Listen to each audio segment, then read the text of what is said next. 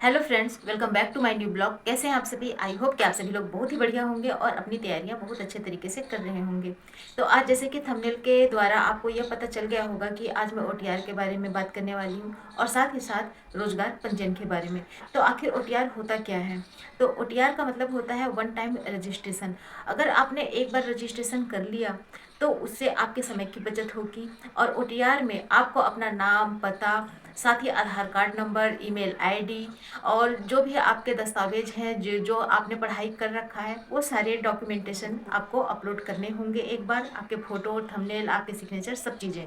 और एक बार रजिस्ट्रेशन हो जाने के बाद आपके समय की बचत होगी। और जब भी कुछ वैकेंसी निकलेगी तो आपका मतलब कि समय का बचत होगा तो होगा ही, लेकिन जो इतना लंबा चौड़ा जो फॉर्म फिलअप करने की जो टेंशन होती है वह भी एक बार में ही क्लियर हो जाएगी। क्योंकि जो आपको 14 अंकों का एक रजिस्ट्रेशन नंबर मिलेगा, जिस तरीके से हमारा आधार कार्ड में नंबर होता है उसी तरीके से 14 अंकों का आपका रजिस्ट्रेशन नंबर आपको मिलेगा।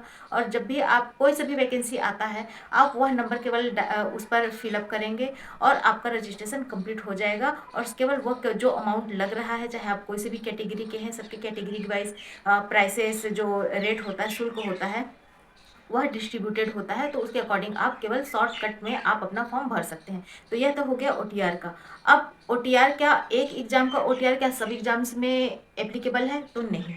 अगर जैसे कि आपने यूपीएससी एग्जाम का तैयारी कर रहे हैं, यूपीएससी एग्जाम की तैयारी, तो यूपीएससी ओटीआर अलग होगा। एसएससी की तैयारी कर रहे हैं तो एसएससी ओटीआर अलग होगा। अगर आप शिक्षक भर्ती या जो भी आ रहा है तो आप उसका ओटीआर अलग होगा। और हर स्टेट का अपना अलग अलग ओटीआर या अलग अलग जिस तरीके से वैकेंसी आती है वो ओटीआर अलग होता है। अब जैसे कि बात करें, जैसे यूपीएससी है तो यूपीएससी में डाक सेवा हो गया, आईपीएस, आईआरएस, आईएफएस, है कि नहीं, और रेलवे कार्मिक का, आईएफआरएस, आईआरपीएस, और क्या बोलना चाहिए, रेलवे में भी कई तरीके के होते हैं। एक लेखा सेवा का होता है, एक कार्मिक सेवा होती है। और इस तरीके से अलग अलग जो जो वैकेंसी आती है ना, तो सब चीज़ के लिए यूपीएससी के लिए यूपीएससी ओटीआर, जिसमें कि बहुत सारे जो क्राइटेरिया है आप अलग अलग भर सकते हैं। ठीक है ना। दूसरा है एसएससी। जैसे एसएससी में भी क्या हो जाता है कि एसएससी में सब इंस्पेक्टर बनते हैं, और आपका स्टेनोग्राफर, चौकीदार, और अकाउंट ऑफिसर, और बोलना चाहिए, और इस तरीके से और बहुत सारी चीज़ें होती हैं। तो आप एक बार एसएससी में अगर आपने रजिस्ट्रेशन कर दिया और उसके अंतर्गत जो भी वैकेंसी आती हैं तो आप उस चीज़ के लिए एप्लीकेबल हो जाएंगे। और साथ ही आपका समय की भी बचत होगी और आपका टेंशन चुटकी में ख़त्म हो जाएगा। तो यह तो बात हो गया ओटीआर का। दूसरी बात मैं बात करना चाहूँगी, अच्छा एक चीज़ और, जैसे कि मैंने अभी शिक्षक भर्ती की मैं तैयारी करी, जैसे आप लोगों को पता है टीजीटी पीजीटी की। तो अभी हमने रेलवे के लिए अभी रेलवे टीजीटी आया हुआ है, तो उसके लिए फॉर्म फिलअप हुआ है। तो उसके लिए मेरा रजिस्ट्रेशन पहले रेलवे, क्योंकि भाई इससे पहले तो ये चीज़ें उतना नॉलेजेबल नहीं था। जैसे जैसे एआई जो आर्टिफिशियल इंटेलिजेंस जैसे जैसे दुनिया बदल रही है, तो स्वाभाविक सी बात है कि हर चीज़ में चेंजेस आएगा ही आएगा। तो वही बात है कि तो उसके लिए रजिस्ट्रेशन हुआ है, प्रॉपरली डॉक्यूमेंटेशन हुआ है, एक पेज का नहीं हुआ है, 3-4 पेजों का हुआ है। और उसके बाद मेरे को जो रजिस्ट्रेशन नंबर मिला और उसके आधार पर अब मेरा रेलवे का एक रजिस्ट्रेशन मेरा फिक्स हो चुका है। अब जब भी वैकेंसी आती है रेलवे से रिलेटेड या जो भी टीचिंग रेलवे से रिलेटेड, तो उसमें मैं इजीली मैं भर सकती हूँ। ठीक हो गया। अब ठीक, ये बात आप लोगों को समझ आ गई। दूसरी बात करते हैं रोजगार पंजीयन की। तो आखिर रोजगार पंजीयन क्या है? तो रोजगार पंजीयन इस सरकारी नौकरी, अगर आप किसी भी, सीधी सी बात बताती हूँ आपको, इधर उधर बात आपको नहीं करती हूँ। तो जो अगर आप किसी भी एग्जाम्स की तैयारी कर रहे हैं, किसी भी एग्जाम्स की तैयारी, सरकारी एग्जाम्स की तैयारी, तो आपको रोजगार पंजीयन करवाना जरूरी है। इसके लिए आप जहाँ के मूल निवासी हैं, तो जहाँ के आप मूल निवासी हैं तो वहाँ जो निजी कार्यालय होता है जहाँ पे आपका रोजगार पंजीयन होता है, आप रोजगार पंजीयन कार्यालय में जाकर आप वहाँ पर भी रजिस्ट्रेशन करवाइए। और जो वहाँ पर भी इसी तरीके से रजिस्ट्रेशन नंबर मिलता है।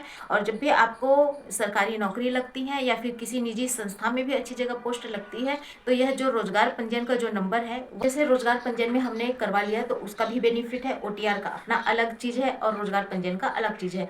अगर किसी के फादर जो है किसी जगह नौकरी कर रहे हैं और क्वालिफिकेशन भी एक जगह से हुआ है लेकिन रहते कहीं और हैं, तो जहाँ का आपका डिग्री है या फिर जहाँ से आपने क्वालिफिकेशंस प्राप्त किए हैं, आप वहाँ के नज़दीकी कार्यालय हैं, आप अपने सारे दस्तावेज़ों को ले जाइए, वहाँ सब चीज़ों का पंजीयन किया जाता है। जो आपका जो क्या बोलते हैं, जो आपका सर्टिफिकेट्स हैं सबके ऊपर आपका सिग्नेचर साइन वगैरह लगेगा। और एक चीज़ और कि अगर आप, और वो डेट भी देते हैं कि आपका 15 दिन लगेगा, महीना भर लगेगा, कभी कभी 3-3 महीना 4-4 महीना भी लग जाते हैं। लेकिन शॉर्टकट तरीका ये भी है कि जितने भी जो रोज़गार पंजीयन करते हैं, जो भी ऑफिसेस हैं जहाँ पर रोज़गार पंजीयन होता है, उसके सामने ही कहीं पर भी आसपास बोलना चाहिए, वॉकिंग डिस्टेंस पर ही बहुत सारे ब्रोकर्स होते हैं जो कि ऑफिस के काम अलग तरीके से कर रहे होते हैं। हमको लगता है कि वैसे तो मुझे इस बारे में बात नहीं करना चाहिए, लेकिन हो यही रहा है, क्योंकि मैंने भी ये मुझे एक्सपीरियंस है। क्योंकि ऑफिस के जो काम है उसमें बहुत लंबी लाइन, हो सकता है कि आपका 1 दिन में नंबर ना आए, 2 दिन में नंबर ना आए, उसके बाद आपका उनका अपना टाइम होता है, उसके बाद वो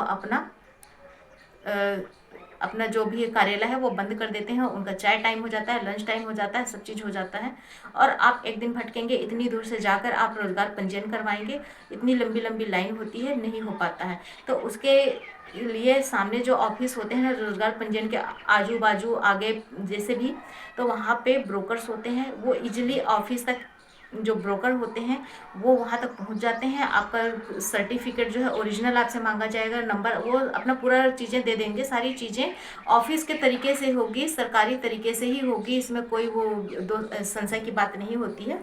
अगर आपको इस तरीके से है तो आप वहाँ पे रह कर भी काम करवा सकते हैं, 1 दिन में भी काम हो जाता है।